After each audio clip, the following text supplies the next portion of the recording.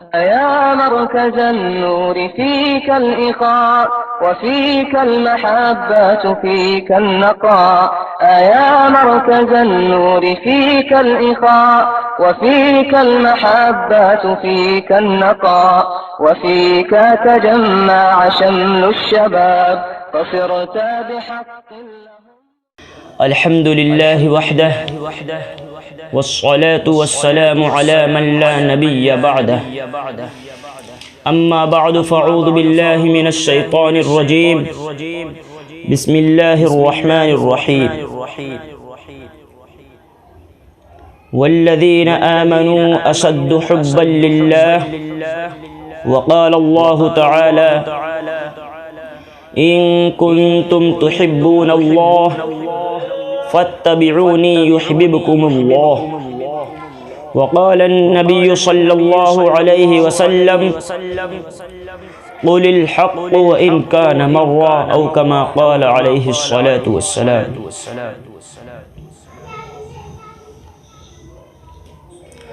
ابھی دیوبند والے زندہ ہیں، دنیا کو جگا کر دم لیں گے.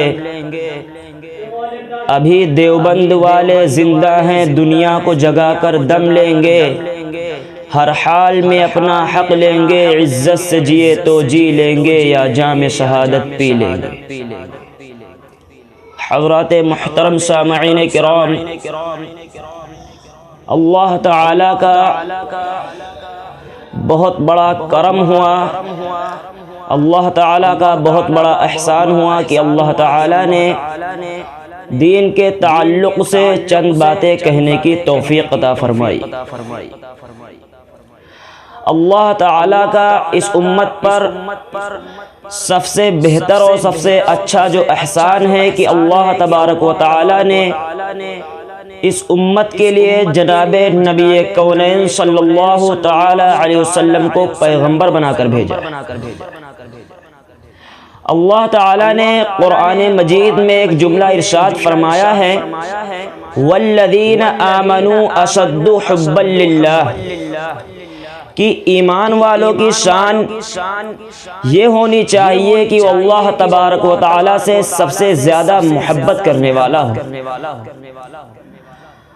اللہ تعالیٰ سے محبت توحید ہے کہ مومن کے دل میں توحید کی محبت سب سے زیادہ ہونی چاہیے.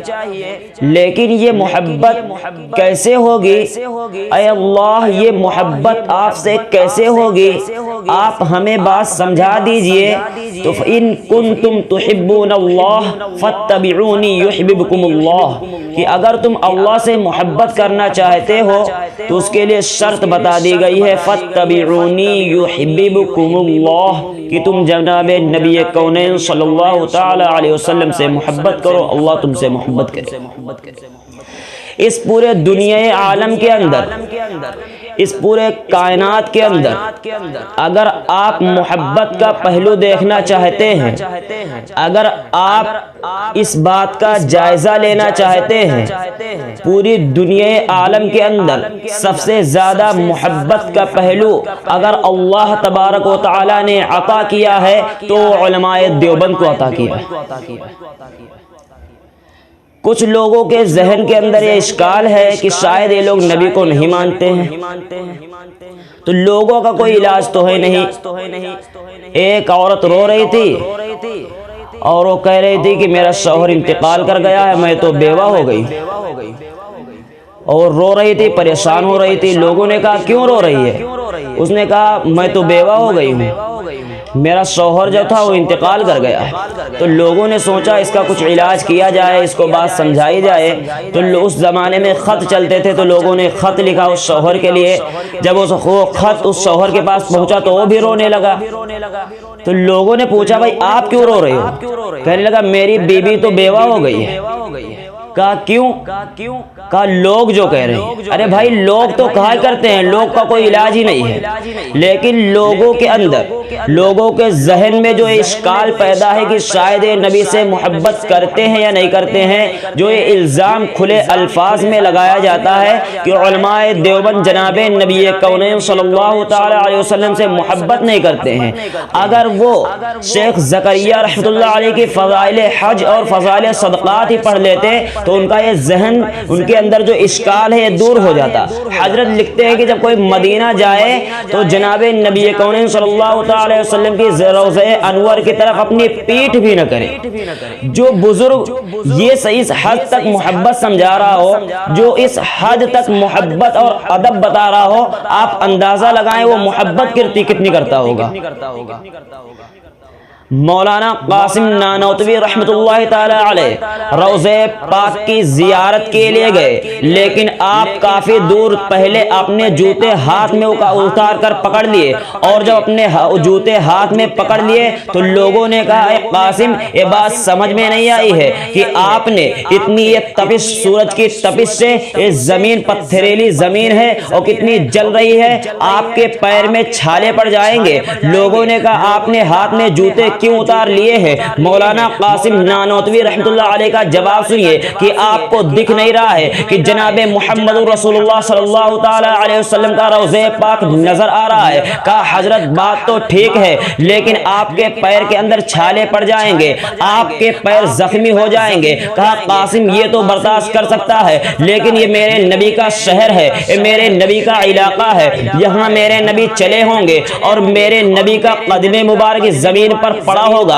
اور میرے نبی کا قدم جہاں پر پڑے وہاں پر قاسم کا جوتا پڑ جائے، یہ میں برداشت بالکل نہیں کروں گا۔ میں یہ تو برداشت کر لوں گا کہ میرے پیر میں چھالے پڑ جائیں، میرا پیر زخمی ہو جائے، یہ تو میں برداشت کر لوں گا، لیکن میں یہ ہرگز کسی بنا پر برداشت نہیں کروں گا کہ جناب نبی کونین صلی اللہ علیہ وسلم کا قدم مبارک یہاں پڑا ہو اور وہاں پر قاسم کا جوتا پڑ جائے۔ یہ تھی محبت۔ ایک اشکال یہ اٹھتا ہے کہ بھائی یہ لوگ درود و سلام نہیں پڑھتے۔ درود و سلام کیا ہے؟ جب میں نے پوچھا تم درود و سلام کس کو کہتے ہو، کہنے لگا مصطفیٰ جان رحمت پہ لاکھوں سلام، شمع بزم ہدایت پہ لاکھوں سلام، جو کہ ہم فجر کے بعد بھی پڑھتے ہیں، جو ہم قبرستان میں مردے کو دفنانے کے بعد بھی پڑھتے ہیں، ہم میلاد سے کھڑے ہو کر بھی پڑھتے ہیں، ہم نکاح کے بعد بھی پڑھتے ہیں۔ میں نے کہا اور بتا، کہنے لگا کعبے پہ بدر الدجا تم پہ کروڑوں درود، ہم کروڑوں درود بھی پڑھتے ہیں۔ میں نے کہا دلیل کیا ہے؟ کہنے لگا ان اللہ و ملائکتہ یصلون علی النبی یا ایھا الذین آمنوا صلوا علیہ وسلموا تسلیما، کہ اللہ اور اس کے فرشتے جناب نبی کونین صلی اللہ علیہ وسلم پر درود بھیجتے ہیں۔ اے ایمان ہو آپ بھی درود و سلام بھیجا کرو۔ میرے حق میں تو میرے دلائل کے لیے قرآن موجود ہے، میرے دلیل کے لیے قرآن موجود ہے۔ میں نے کہا بات تو نے سمجھی نہیں ہے، تو نے اگر بات کو سمجھ لیتا تو یہ اشکال نہ کرتا۔ تو یہ شاعر کو لے کر قرآن سے تو اس کو شاعر کو ملا رہا ہے، قرآن کا عقیدہ تو اپنے شاعر کے لیے استعمال کر رہا ہے، ایسا کرنا بالکل نہیں ہے۔ بلکہ تو نے کہا کعبے پہ بدر الدجا تم پہ کروڑوں درود، اگر تو نے یہ درود پڑھا ہے تو تو نے سلام نہیں پڑھا ہے۔ اگر تو نے مصطفیٰ جان رحمت پہ لاکھوں سلام، شمع بزم ہدایت پہ لاکھوں سلام پڑھا ہے، تو نے درود کو چھوڑ دیا ہے۔ میں نے کہا آ جائے علماء دیوبند کے پاس، جہاں جہاں ذکر ہوا ہے قرآن میں درود و سلام کا ہوا ہے، اور حدیثوں کے اندر اگر ذکر ہوا ہے تو درود و سلام کا ہوا ہے۔ ائمہ نے اگر اس قول کو لکھا ہے تو درود و سلام ساتھ میں لکھا ہے، صحابہ نے لکھا ہے تو درود و سلام لکھا ہے۔ جس کی کسی بزرگ کا قول اٹھا کر دیکھ لے، جہاں جہاں ذکر ہوا ہے درود و سلام کا ہوا ہے۔ میں نے کہا دیوبند والے کے پاس آئیے، دیوبند والا سب سے زیادہ درود و سلام پڑھنے والا ہے، لیکن بات یہ ہے کہ جو مجھے صحابہ نے سکھایا وہ درود و سلام دیوبند والا پڑھتا ہے، جو نبی نے بتایا وہ درود و سلام دیوبند والا پڑھتا ہے، جو قرآن کہتا ہے وہ درود و سلام دیوبند والا پڑھتا ہے، جو اولیاء اللہ بتا گئے ہیں وہ درود و سلام علماء دیوبند والا پڑھتا ہے۔ علماء دیوبند کا بتایا ہوا طریقہ تو صحابہ کے صدر سے ہے، ما انا علیہ و اصحابی کے راستے پر ہے، لیکن آپ نے سمجھا نہیں ہے۔ کہنے لگا بات کیا ہے؟ میں نے کہا التحیات للہ والصلوات والطیبات، اس کے بعد میں نے کہا السلام علیک ایھا النبی ورحمۃ اللہ وبرکاتہ، سلام ہو تم پر اے نبی صلی اللہ علیہ وسلم، اور اللہ کی رحمتیں نازل ہو آپ پر اور اللہ کے نیک بندوں پر، اور برکتیں بھی نازل ہو آپ آپ پر السلام علیک ایھا النبی، میں نے سلام پڑھا جناب نبی کون صلی اللہ علیہ وسلم کے لیے، اس کے بعد میں نے پڑھا اللہم صلی علی محمد وعلی آل محمد کما صلیت علی ابراہیم وعلی آل ابراہیم انک حمید مجید، اے اللہ رحمت نازل فرما تو جناب محمد رسول اللہ صلی اللہ علیہ وسلم پر اور ان کے آل پر، جیسے آپ نے رحمت نازل فرمائی ابراہیم علیہ السلام پر اور ان کے آل پر۔ پھر اس کے بعد میں نے پڑھا اللہم بارک علی محمد وعلی آل محمد، اے اللہ برکت نازل فرما تو محمد صلی اللہ علیہ وسلم پر اور ان کی آل پر، جیسے آپ نے برکت نازل فرمائی تھی ابراہیم علیہ السلام پر اور ان کے آل پر۔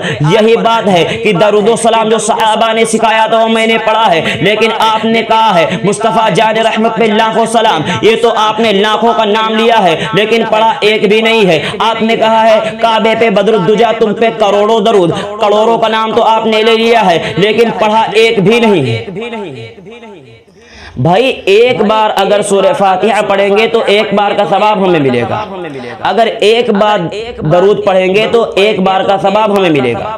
بھائی جب ہم درود پڑھیں گے پھر اللہ ہم پہ رحمت نازل فرمائے گا، لیکن ہم پڑھے ایک بھی نہیں، یوں الفاظ ہم کروڑوں اور لاکھوں کی تعداد میں کہے ہیں۔ میں نے کہا اس شاعر میں بھی تو گستاخی کیا ہے، کہنے لگا نہیں اس شاعر کے اندر ہم نے کیا گستاخی کر دی ہے۔ میں نے کہا ایک بات بتا، اگر ایک بزرگ کے اوپر لاکھوں سلام پڑھا جائے، ایک نبی جناب نبی کون صلی اللہ علیہ وسلم پر وہی لاکھوں سلام پڑھا جائے جو بزرگوں کے لیے وہی نبی کے لیے، ساتھ میں جملہ ملا دیا جائے لاکھوں سلام بزرگ کے لیے اگر ہے اور لاکھوں سلام جناب نبی کون صلی اللہ علیہ وسلم کے لیے ہے، کہنے لگا کیا ہے؟ میں نے کہا ڈال دی قلب میں عظمت مصطفیٰ سیدی اعلی حضرت پہ لاکھوں سلام، تو نے اعلی حضرت پہ لاکھوں سلام بھیجا، پھر اس کے بعد تو نے کہا مصطفیٰ جان رحمت پہ لاکھوں سلام، اعلی حضرت کے لیے لاکھوں سلام، نبی کے لیے لاکھوں سلام، تو نے نبی صلی اللہ علیہ وسلم کو اعلی حضرت کے درجے میں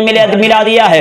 اس کے بعد اگر تجھ سے نام پوچھا جائے کہ تو اے بتا فاطمہ کے والد جناب نبی کون صلی اللہ علیہ وسلم کا مکمل نام بتا، تو نے کہا حضرت محمد صلی اللہ علیہ وسلم۔ میں نے کہا احمد رضا کو کیا کہتا ہے؟ کہنے لگا اعلی حضرت۔ میں نے کہا بات نہیں سمجھ آئی، اگر نبی کا ذکر آیا ہے تو حضرت محمد صلی اللہ علیہ وسلم کہا ہے، تیرے بزرگ کا ذکر آیا ہے تو نے اعلی حضرت کیوں کہا ہے؟ اگر اعلی تو اپنے اعلی حضرت کو مانتا ہے، لیکن دیوبند والے کا سب سے اعلی حضرت تو جناب نبی کون صلی اللہ علیہ وسلم ہے۔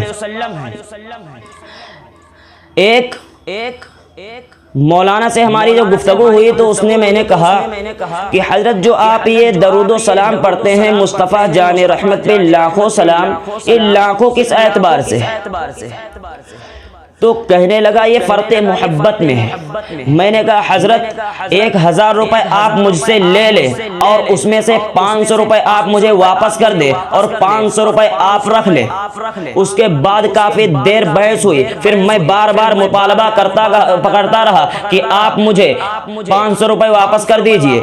وہ کہنے لگا کہ بھائی یہ بار بار آپ نے کیا رٹ لگا رکھی ہے، یہاں تو بحث درود و سلام پہ چل رہی ہے، آپ پیسے کی رٹ لگا کے رکھے ہیں۔ میں نے کہا آپ مجھے پیسے دے دے، میں رٹ لگانا بند کر دوں گا۔ کہا جب آپ نے مجھے دیا ہی نہیں ہے تو میں آپ کو کیسے واپس کروں؟ میں نے کہا حضرت آپ جھوٹ بول رہے ہیں، ابھی میں نے آپ سے کہا ہے کہ 1000 روپے لے لیجئے۔ کہنے لگا حضرت آپ عقل سے پیدل ہیں، آپ نے زبان سے کہا ہے، آپ نے مجھے دیا نہیں ہے، اگر آپ مجھے دیتے تو میں آپ کو واپس کرتا۔ میں نے کہا بات سمجھ آ گئی، تو نے مصطفیٰ جان رحمت پہ لاکھوں سلام کہا ہے، تو نے پڑھا ایک بھی نہیں ہے، اگر تو پڑھتا تو رحمتیں تجھ پر نازل ہوتی، تو نے زبان سے کہا ہے، زبان سے کہنے سے کافی نہیں ہے، بلکہ ہمارے مدرسے کے اندر سب سے زیادہ درود و سلام پڑھا جاتا ہے کہ ہمارے مولانا عبداللہ مظاہری صاحب جو مدرسہ اسلامیہ عربیہ سعیدیہ کے ہمارے استاذ محترم ہے، جب وہ عمرہ کے لیے گئے وہاں سے حضرت تشریف لائے تو مدرسے کے اندر طلبہ سے انہوں نے کہا کہ جب میں وہاں پر سویا تو مجھے سپنے میں خیال آیا، میرے میرے سپنے میں بات آئی کہ لگتا ہے میرے مدرسے سے جناب نبی کونین صلی اللہ علیہ وسلم پر درود کم بھیجا جا رہا ہے، درود کی کثرت کرو بچوں۔ اے ہم کو حضرت نے وصیت دی، اے حضرت نے ہم کو بات سمجھائی۔ پورے بچے اسی دن سے درود کو کثرت سے پڑھنے لگے۔ حضرت نے ایک چھوٹا سا درود بھی سمجھایا، صلی اللہ علی محمد صلی اللہ علیہ وسلم۔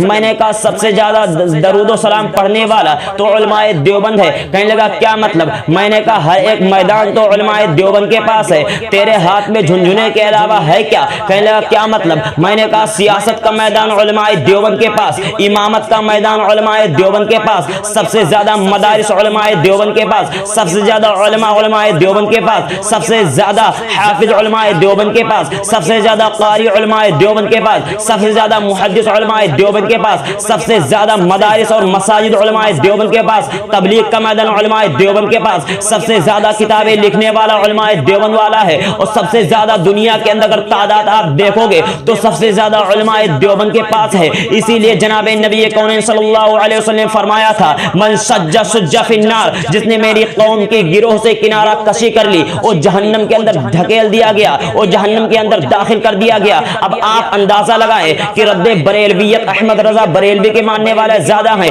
یا علماء دیوبند کے ماننے والے زیادہ ہیں؟ آپ خود اندازہ لگائیں۔ اگر سب سے زیادہ مدارس ہمارے پاس ہیں، سب سے زیادہ مدارس اور مساجد ہمارے پاس ہیں، سب سے زیادہ تعداد میں لوگ ہمارے پاس ہیں، اور یہ بھی بات آپ تسلیم کرتے ہیں کہ علماء دیوبند سب سے زیادہ پختہ سچا نمازی بھی ہوتا ہے، سب کچھ چھوٹ جائے گی لیکن دیوبند والے کا نماز بالکل چھوٹ نہیں سکتا۔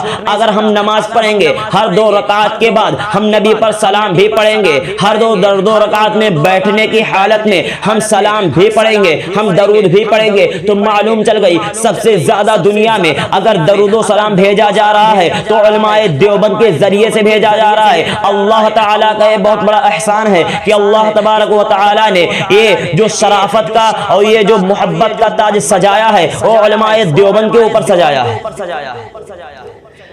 لیکن بریلویوں کی عقل جو یہ لٹیے کے اندر ہے ان کو بات سمجھ میں نہیں آئے گی۔ سب سے زیادہ گالی گلوج ہر دھرمی چلاہٹ کرنے والا بریلویت جو کہ نہ تو کبھی اطمینان سے بات کسی سے کیا ہے، نہ تو کسی میدان میں ٹکا ہے، نہ تو بات سمجھنے کی صلاحیت رکھتا ہے۔ یہ بات سمجھتے ہیں لیکن یہ سمجھنا نہیں چاہتے ہیں۔ اگر یہ سمجھ جائیں گے تو ان کی دکانیں جو حلوہ والی دکان اور جو ان کی بریانی قورمے والی دکان، جو ان کی وہ میلاد کے اندر جو شیرنی تقسیم کی جاتی ہے، وہ فاتحہ خوانی قرآن خوانی والا یہ جو دکانیں ان کی ہیں جو مردوں کے نام پہ کھانے کی یہ ساری چیزیں جو انہوں نے کر رکھی ہیں ساری بند ہو جائیں گی۔ عقل ہے ان کے اندر۔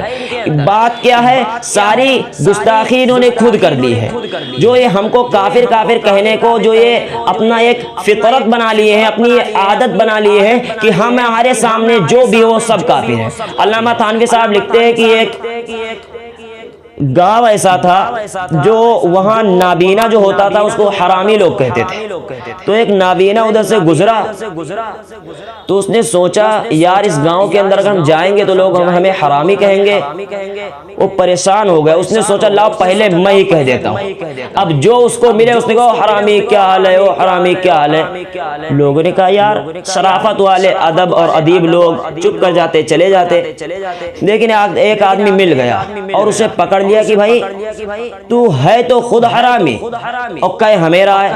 کہنے لگا نہیں حضرت میں تو اپنے بچنے کے لیے کہہ رہا ہوں، میں تو اپنے بچنے کے لیے کہہ رہا ہوں، اگر میں آپ کو نہ کہتا تو میں ہوں ہی۔ تو ساری خرابی انہوں نے کی ہے، یہ ساری غلطیاں انہوں نے کی ہے، انہوں نے ایسا سسٹم کر دیا، انہوں نے پہلے ہی ہمیں کہہ دیا ہے کہ ان کی طرف کسی کا ذہن نہ جائے۔ اللہ تعالیٰ بریلیوں کی سر سے ہماری حفاظت فرمائے، اللہ تعالیٰ بریلیوں کو اللہ تعالیٰ ہدایت عطا فرمائے۔ ایک شاعر کے ساتھ میں اپنی تقریر کو اختتام کرتا ہوں کہ اللہ نے بخشی ہے ہمیں عزم کی دولت، کرتے ہیں صدا وہی جو ٹھانتے ہیں ہم۔ اللہ نے بخشی ہے ہمیں عزم کی دولت، کرتے ہیں صدا وہی جو ٹھانتے ہیں ہم، اور یہ راہ کے بریلوی ہمیں روکیں گے بھلا کیا، تلواروں پر چلنے کا ہنر جانتے ہیں ہم۔